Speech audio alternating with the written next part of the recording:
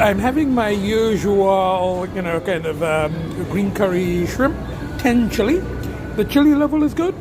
The shrimps are a little smaller than usual, just a little smaller, and but the sauce wasn't mixed in. There was kind of green goopy thing at the top where I kind of think it should have been mixed in.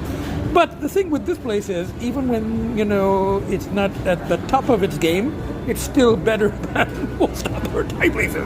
So it's still it's a 2 paws up, 1.75 paws up, let's say 2 paws up. Just today is not 2 paws plus up. Anyway, I'm going to finish eating, and I got hot sauce as well, which is good, which is helping. And it's, the 10 chili is a little bit less. It's okay, a little bit less than it used to be, but it's good. It's very, very good, and it's qualifying as my fix of Salad King. So then I will go get my gelato on the way and go to the Picasso exhibit, and then head back. I might shoot a little bit at the gallery. Okay, bye for now. Actually, let's make today's visit 1.5 paws up. I am deducting because of the Christmas music. I have to put up with that shit in, shops and things, but at Salad King, Christmas music, gotta lose some points for that. 1.5 paws up today. Okay, bye for now. Back inside the Picasso exhibit, and this is the very first gallery when you come in. And I'll just read this out. Woman with a plumed hat. Woman with a plumed hat is one of several paintings of sex workers Picasso made in Madrid during the first few months of 1901. This work challenged the snobbery and conservatism of Madrid's high society with its ennobling representation of a courtesan wearing an outrageous hat and gaudy collar. Picasso's attempt here to challenge middle-class propriety echoes the useful radicalism of the art and literary journal, Young Art, which he helped launch. I'm just going to go over to the other painting that I showed last time. It kind of follows this theme. There it is, the one about the suicide of his friend Casameas, and his friend ascending to heaven with sex workers, nude sex workers on a horse, and the Madonna and 2 small human children. And I read out a little blurb on it last time, and a friend of mine commented and said, I wonder what was going on in his life at the time, and I happen to know a little bit about that period, because one of my favorite periods in art history with it. I've been reading autobiography of Alice B. Toklas by Gertrude Stein about Picasso and the others in that period. Actually, I'm rereading it. I don't like her style of writing, but that's a whole other thing. So I filter in a bit on their kind of brothel life and the stuff that was going on there and the stuff that they're up to. And she was like, that sounds very sleazy, She goes, I don't think I'm going to know more details. Anyway, and I kind of like the sleazy aspect of it. That's one of the reasons I like the period of art history. They really, they enjoyed the nightlife, so to speak. Anyway, bye for now. And these are just some more of his blue period paintings. And the ones in this gallery are more his rose period. Little after the blue period. There's a little blurb about his going into the rose period. More nudes from the rose period. And out through the gift shop. Exit through the gift shop. I think that's actually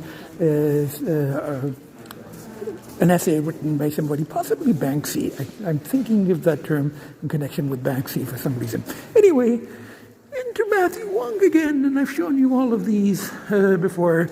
I do really, really like his paintings. So anyway, I'm going to have a quick look at his Starry Night and some of his other paintings, and then a quick tour of the rest of the gallery, and then walk in the snow, back to the bus stop, and back home to the kids. Bye for now. I saw this a couple of times in previous visits, but I was more focused on the Picasso. So I'll show you just a little bit of this. Ragnar Kjartansson, I'm not sure how you pronounce it, filmed Death is Elsewhere just after midnight on the summer solstice in Iceland. Surrounded by natural beauty, two sets of twins.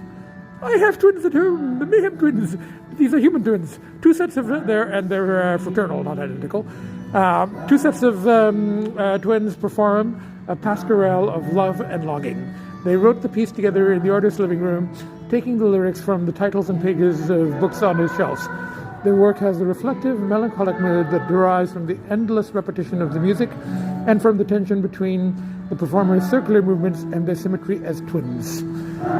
Although the lyrics are hopeful and the setting is full of life, the presence of the volcano in the background is a reminder that death is never far away. Dramatic symbolism of love and death can be fascinating, also a bit ridiculous. We're having a lovely time in nature and death is really elsewhere. I'm happy with the tension between sentimentality, beauty, and nihilism. I'm just curious, it's quite an elaborate setup here. So you get two sets of twins. So you get those ones there. And then the other ones come there. And you get all the screens like that. And a little earlier they were like people just sitting on the floor watching them. So there's two of the twins there and two of the twins there. Anyway, I think that's it for today's viewing. I'm going to head out. Bye for now. I'm going to head back to my own twins and the social distancing queen. I'm on the bus, about to head back. Glad I don't have to drive in this traffic. I'll be back home with the twins and the social distancing queen in just a few minutes. Bye for now. There's the bus turning around and making another trip to town. You can see that the Christmas lights are here up at, at Bougie Place. And we've got Christmas lights along the driveway and there in the center. The Twin Tower, the next building, they have much more elaborate lights than we do. I'll show you next time I go past it. And they got a much better portico too. Ours doesn't cover us when you're raining. You get out of the car and you get soaked. Anyway, bye for now. A couple of minutes I'll be up with the Mayhem Twins and the social distancing queen. Bye for now. I'm now home and we're having family togetherness time. Both the babies are loose. Gita is in her playpen with the flap open. But she's not freaking out. They just passed by the flap and they've said hello to her, but they're leaving her alone. So I'm very happy about this kind of family time arrangement. And I guess is pretty much accepted her brothers, pretty much. Anyway, bye for now. I used to wonder what that hole was for on this cat tree, but now I know. It's a tail hole, so the kid's tail can dangle down like that, like there. It's a tail hole. Okay, so that's Finn, and this is Elsie, who prefers the white chair to the new cat condo, and Agita is observing social distance in her room, in her closet. You can see the white there. He is. This is social distancing queen in her closet with the door closed because otherwise the babies would barge in and then she panics. Anyway, I made an appointment with my own vet. Well, actually, dentist. So a form of my own vet. I have a toothache, so for later today. So I'm gonna go see my human vet. Anyway, human dentist vet. Anyway, bye for now. Agita has come out of her room for family togetherness time. Okay, I'm going to, do some writing and then head out to my dental appointment. Bye for now. Guess what? Lady Professor is the dentist. I'm in the dental chair, and I was allowed to remove my mask and rinse. So it's like right at the very other end of the city, and the very first time I've ever taken the express, 407. because I was going to be 20 minutes late if I took the other route. So I guess I'm going to get a thing in the mail and have to keep checking and then pay it. I have no idea how much a thing on the 407 will cost. I think I did 20 kilometers on it, so I don't know if they charge per kilometer. It could be $5, it could be $10, it could be $20. I have no idea, but it doesn't matter because I would have been late if I hadn't. And it was kind of an experience for me. It was like, everybody's speeding. There was no traffic. It was kind of fun. So anyway, here I am in the dentist chair. I'll let you know afterwards what the thing is. Bye for now. Maybe I should explain that I have had a toothache for some time. I've been just taking Advil, and it's kind of the upper left side. I have a problem on the upper right side, but he keeps giving me antibiotics for it because it's like major work. We'll have to do implants, and it's like $10,000. I could buy a seventh car for that, So I've been putting that off with taking Advil when necessary, and whenever the pain gets really bad, he gives me an antibiotic. But this time, it's not on this side; it's on this side. Something else. So, but anyway, I don't really, I'm a bit doctor, dentist, or veterinarian. The human vet. I'm a little phobic, but I like this dentist. He's it was like a father, and now both the daughter and the son are both dentists. So we started with the father like 30, 40 years ago, and now I've switched to the son. Like 10, 15 years younger than I am. So anyway, bye for now. Well, he had a lot, but of course now that I'm here, it's not hurting. Like I took Advil before I came, and but he tapped around, and I told him which one it was. I think I pointed at the right one, but I've been in pain for like weeks, and now that I'm here, it's like there's no pain. Anyway, but I just wanted to show that everything is nicely covered in plastic. And she said after every patient, they disinfect, and then they cover this and they cover that, and the thing that they put in my mouth was like disinfected and then put into plastic, and it's good. I'm quite happy about all that. So let's see. And she took an X-ray, and he's going to have a look at it, and we'll see. And I'm just hoping it's another one of those antibiotic only things for now, and just postponed it to you for a while. Anyway, bye for now. I think the most painful part of this whole thing is going to be the bill, which is coming soon. Anyway, it's an emergency session. Anyway, bye for now. Here I am in the Mini. I've removed my glasses just because we were fogging up. And it went pretty well. He saw the problem. It's up there. And he showed that the bone is wearing somewhere and the nerve is getting touched. And he said, for now, just treat with antibiotics. Maybe 6 months, a year, 2 years. I'm hoping 2 years. Just put it off when there's pain. Come, get some antibiotic, have him have a look at it, and eventually it'll have to be removed. And then I have a problem over here as well. And I said, can we do the whole thing at once in like a couple of years, in a year or 2 years? And he goes, fine. He said, he's going to suggest that.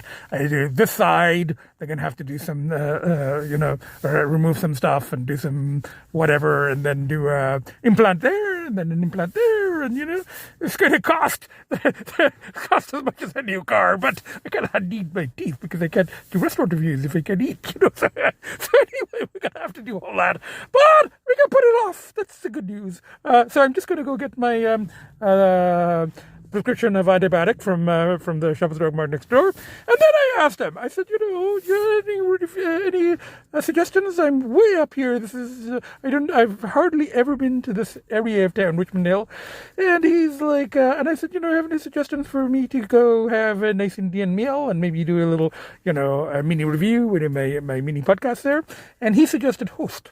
Now, I know that there was a Host in Mississauga that we used to go to a long time ago. And then I have a friend who really likes the Host downtown Toronto, which I don't think I've ever been to.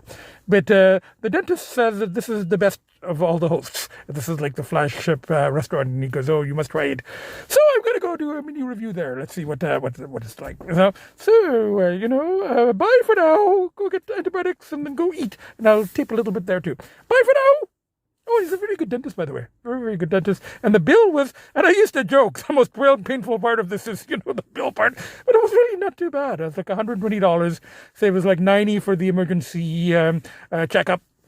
and 30 for the x-ray. So a total of like $120. And I've got the prescription for the antibiotic, so hopefully the pain will go down in the next few days. Anyway, bye for now. I'm here at the Shoppers Drug Mart right next to the dentist's office, and I gave her the prescription, and she said, very busy. She said, 20 minutes. I said I might as well wait. I want to take my first dose of it with my dinner, so I might as well wait here. So, and it's still a little early for dinner anyway. By the time so it's about 5:30, so I can build up a bit of an appetite. The only downside here is I have to listen to the dreaded Christmas music. Could go out to the car. But anyway, I don't know, we'll see. Sitting here in the waiting area of the drug mart shop reminds me of the times that I took my vax, because I like a waiting area just like this, different drug mart. Anyway, I will look up the host menu and kind of prepare what do you want to eat for, and I'll show you, I'll do a little mini review there. Anyway, bye for now. So far, so good, put it off, there's going to be major work. These two things are going to be, the last one he said was going to, implants and all the work is going to be like close to $10,000. And then this weekend, I could buy another car, buy car number 7, for the next couple of weeks, put this off, and then buy another car for the collection. Anyway, bye for now. Hello, everybody. I'm here at the Host in Richmond Hill. Very, very nice restaurant. I think it's kind of it's an off night because it's like a Thursday, and it's a little quiet here. But there's some people over there.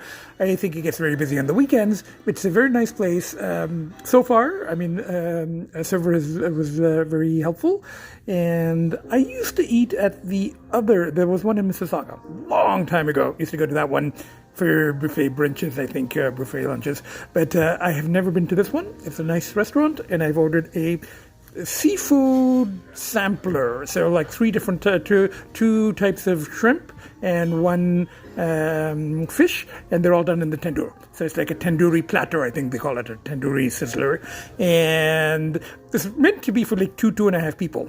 But it's kind of dry. There's no, gravy. There's no shorva and masala. So I was, and the server was going, why don't you get a dal or a gobi aloo or aloo gobi, something like that? And I'm like, I could cook gobi aloo at home. And I have a friend who really likes the gobi aloo from the place in the Host downtown.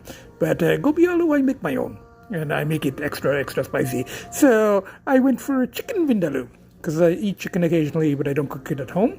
And she said they'll make it really spicy. So I'm going to have, hopefully, food left over from tomorrow, for tomorrow. So let's see how this is. There'll be lots of food. I think I've ordered enough for 4 people.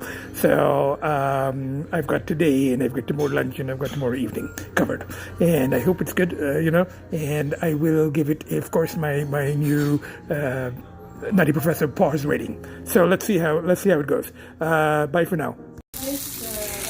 The food has arrived. This is the seafood sizzler. So this is shrimp is done in tandoor, and that is fish, and that is the spicy chicken vindaloo, and that is naan. And the people, the non-Indian people at the next table, they saw mine, and they liked the sizzling so much that they're ordering the seafood sizzler as well. But anyway, I'm going to eat now. I'm going to let you know how it is. It looks very good, and I've got enough for tomorrow too. Bye for now, and I think I'm going to get a rice as well. Bye for now. Hello, everybody. The food is very, very good, particularly the seafood sampler. The shrimps are huge, and they're meaty, and they're really nicely marinated. And the naan was excellent. Yeah, big naan, fluffy, and it came nice and hot. Now, my only slight criticism is the chicken vindaloo. It is spicy, not spicy enough for me, so I had to ask for these green chilies on the side. And the other thing with the chicken is that it, I thought it was going to be white meat. On the rare occasions that I eat chicken, I usually have white meat in it. I think it said boneless, and I assumed the boneless meant chicken breast. I should have clarified. It's kind of dark meat, but they remove the bone. That's okay. I mean, I'm eating chicken. I mean, I prefer the white meat, but the curry is good, and I've eaten it. It's There's no bones in it. It's good, So I'm going to give it an overall 1.5 paws up. 1.25 to 1.5 paws up. Anyway, bye for now. I'm going to finish most of it. It's not going to be much left to take. The chicken wasn't all that great. It was okay, but I wanted the white meat. This was an excellent dish, and I did enjoy the food. Let's say one paw up. So one paw up from the Nutty Professor. Okay, bye for now. And it's kind of pricey too. It's going to be well over $50 for one person. So it's kind of pricey, but it's a nice place to come with people in the evening. Anyway, bye for now. The bill at that place was $70. The food was okay, but it was not great, and a bit overpriced. But it's sort of a long drive back, and it's snowing, so I had to get off the highway to get my Tim's Boston cream donut and French vanilla for the drive back. So anyway, on the way home to the kids. Bye for now. And I really don't know if I should be eating a Boston cream donut because of my whole toothache thing. But I'm on the antibiotics now. And I've got Advil. So yeah, I'll have the donut. Anyway, bye for now. I'm back home. One baby's there. And Akita has gone onto the new cat condo. She was running around here when I came back, and I let the babies out of their room, and then she went to the dining room. I had a shower, I came out, and she's up there, which is a good spot. Sweetie, stay there. That's a very good spot for you. You're safe. You can look down on them. Now she's coming down off it. But anyway, I got a lot of snow on the way back, and there was a lane closed on the highway, and I had to go around, and such a relief to be home with the kids. Anyway, I'm taking my antibiotic for the tooth thing. I'll take some Advil, and I'm just going to feed the kids and then just relax. Agitha, you could have just stayed up on that high cat condo. You could have looked down on them. This is a good, safe spot for you to observe to look down on your baby brothers from. Now you're like running around, and they're going to chase you because they think it's a game. Anyway, everyone, bye for now. Hello, everybody. It's me, the Nutty Professor. It's the next day, and we're having family togetherness time. One of the babies is there. They've been playing with toys and running around. Well, Gita is making a point of not watching them from her cat condo. So we get 1, 2, 3 kids and Daddy all pretty much in the same space. Now, there's something I wanted to show you, and this is something from the other day. So from Wednesday, I went to the art gallery, and remember I showed a couple of the Picassos, and baby's already red. I showed a couple of Picassos. I almost told a story that I remembered reading a long time ago when I was particularly interested in that period of art history. And it was about Picasso and the poet Apollinaire. And it came up because they were showing the paintings and the one about his friend's suicide and all of that stuff in that whole period. But there was a story that I remembered about Picasso and Apollinaire, where the two of them, they stole an artifact. I think it was an African mask, because Picasso was kind of influenced by them, and they stole an African mask from the Louvre. They just walked in, there was hardly any security, and they walked out carrying this mask. And somebody around that time also stole the Mona Lisa.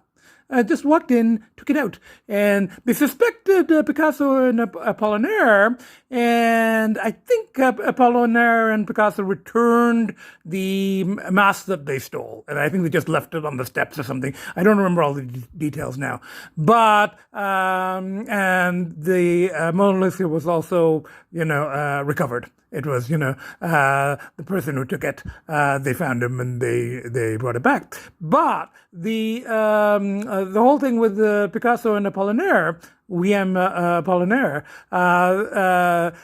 when they were questioning them, I think Picasso turned on his friend, and his former friend, and he denounced him, and he said it was all his fault. He did it. I wasn't there. I wasn't a part of it, when he really was. So now I might have got that a little bit wrong, but I think that was the gist of the story. And then in retribution, what Apollinaire did was he wrote a poem about Picasso as a crow.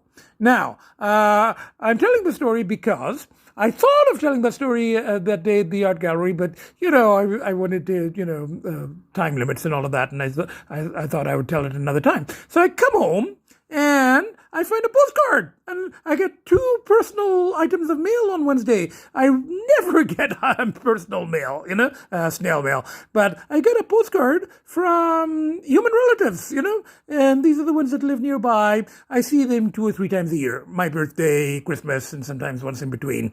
And sweetheart, don't bug your sister, don't pull her tail, she'll freak out. Look, she's getting up. She was very nicely settled. There was no need to try to pull her tail or to play with her. Now we're going to have a little drama, and Agitha is going to go to her room in a minute. But but the babies, they just want to be near her. They want to play with her. And they can't resist her tail. But anyway, the story about Apollinaire, I was thinking about it. I came home and I get this postcard from the human relatives, and apparently they're in Paris. And I didn't know that they were going, but it was very nice of them to send me an actual postcard, and they said that they thought of me because this black cat, is particularly famous, and there's a poem, and I guess it's on posters around Paris, but there's a poster, there's a black cat, and there's a poem by Apollinaire about a cat, Le Chat.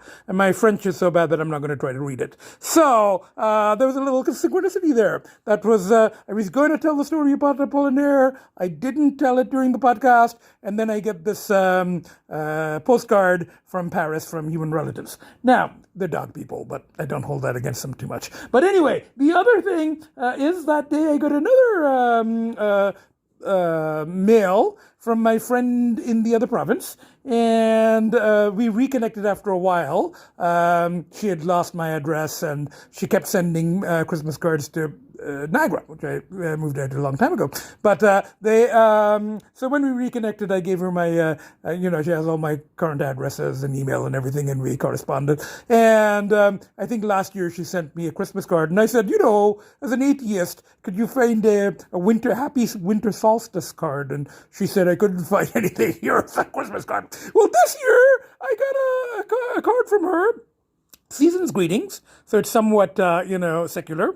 And on the envelope, there are snowflakes and a snowman. And I think she knows, and she knows that, snowflakes, snow is kind of symbolic of something else in the nightlife. And I'm pretty sure this was not an accident. I think we talked about this before, So I think so, but it was very nice. It's a very nice card, and these are probably the only snail mails I'm going to get for another year. But and it's got a couple of birdies on it. Well, she's a cat rescuer, so there's a bird thing, and there's a picture of her human boys inside. So a very nice note. So anyway, that's it. That's just what I wanted to add. Okay, family togetherness time, and poor Geeta has now got up. She's going to head to her room pretty soon. We've got to make sure that everything's okay in the dining room. But anyway, bye for now. It's a few minutes later, and I just wanted to show that instead of going to her room, Agitha settled on that center cat tray, and the babies are both playing here. All 3 kids in the hall at the same time. Anyway, bye for now.